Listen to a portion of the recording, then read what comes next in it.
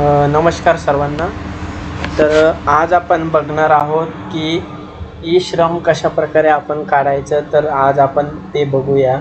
तर सर्वप्रथम तुम्हाला काय करायचं आहे, गुगल क्रोम ओपन करायचं आहे आणि तिथं ई श्रम अशा प्रकारे टाईप करायचं आहे. मी तर ई श्रम टाईप करून घेतो. त्याच्यानंतर जी गव्हर्नमेंटची वेबसाईट आहे ई श्रम होम, तर त्याच्यावर आपल्याला क्लिक करायचं आहे. त्याच्यावर क्लिक केल्यानंतर अशा प्रकारचं इंटरफेअर येईल. तर आपल्याला इथं कट करून घ्यायचं आहे. तर आता आपण बघू शकता की इथं रजिस्टर ऑन ई श्रम अशा प्रकारे येतं. जर आधीच रजिस्टर झालेलं असेल आणि तुम्हाला ऑलरेडी अपडेट करायचं असेल तर इथं अपडेट करू शकता. आणि आपल्याला आता रजिस्ट्रेशन करायचं आहे तर आपण इथं क्लिक करूया.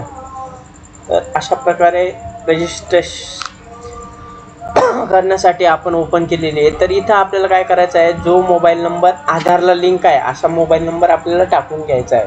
तर इथं सर्वप्रथम 2 अटी आहेत की आपण कुठल्याही NGOमध्ये काम करत नसावं, आपला PF नसावा आणि SIC आपल्याला नसावी. त्याच लोकांसाठी आपल्याला ई श्रम कार्ड काढून भेटणार आहे. तर आपल्याला इथं मोबाईल नंबर टाकून घ्यायचा आहे आणि कॅप्चर कोड जो इथं दिलेला आहे तो तुम्हाला इथं टाकून घ्यायचा आहे.